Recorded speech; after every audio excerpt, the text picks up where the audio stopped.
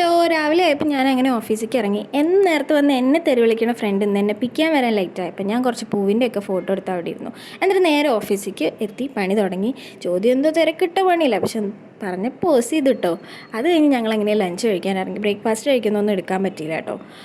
അപ്പം ഞങ്ങൾക്ക് ഇന്ന് ഇഫ്താറാണ്, അതുകൊണ്ട് തന്നെ ഞങ്ങൾ വളരെ ലൈറ്റായിട്ട് ലഞ്ച് കഴിച്ചല്ലോ. അത് കഴിഞ്ഞ് നേരെ ഫൈൻ മാർട്ട് പോയി അവിടുന്ന് 2 സാധനവും പൊക്കി ഞങ്ങളിതേ നടന്ന്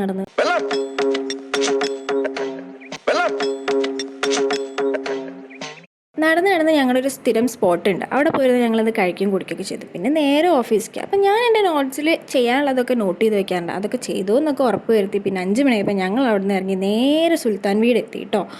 സുൽത്താൻ വീട് എത്തിയപ്പോൾ അവിടെയും ചില്ലിങ്കൂട്ടിൽ കുറേ പലഹാരങ്ങൾ ഇരിക്കുന്നു. അത് കഴിഞ്ഞ് ഞങ്ങൾ നേരെ ഞങ്ങൾക്ക് അലോക്കേറ്റ് ചെയ്ത സീറ്റിലെല്ലാം പോയിരുന്നു. അങ്ങനെ ഞങ്ങളുടെ ഫ്രണ്ടിൽ ഇങ്ങനെ ഓരോന്ന് കൊണ്ടുവന്ന് വെച്ചേക്കുക. പക്ഷേ നോമ്പ് തുറക്കുന്ന സമയമാവാതെ ഇത് കഴിക്കാൻ പറ്റില്ലല്ലോ. അങ്ങനെ ഇരിക്കുമ്പോഴാണ് ഒരാൾ ചെറുതായിട്ട് നൈസായിട്ട് ഓരോന്ന് എടുക്കാൻ ശ്രമിക്കുന്നത്. ബാക്കിലിരുന്ന് മീശ വിരിക്കുന്ന വേറൊരാൾ. അത് കഴിഞ്ഞ് നോക്കുമ്പോൾ സുദീപ് കിട്ടിയ ചാൻസ് ഒന്നും വിടൂല പിന്നെ തള്ളൽ. അത് കഴിഞ്ഞിട്ടുണ്ടെങ്കിൽ ഫുഡ് വന്നു. ഫുഡൊക്കെ അടിപൊളിയായിരുന്നു. ഞങ്ങളെല്ലാവരും കഴിച്ചു കഴിഞ്ഞ് ഞങ്ങൾ പിന്നെ കുറച്ച് കത്തിയൊക്കെ വെച്ച് അങ്ങനെ സുൽത്താൻ വീടിനോട് ടട്ട ബബായി പറഞ്ഞ് അവിടെ നിന്ന് ഇറങ്ങി.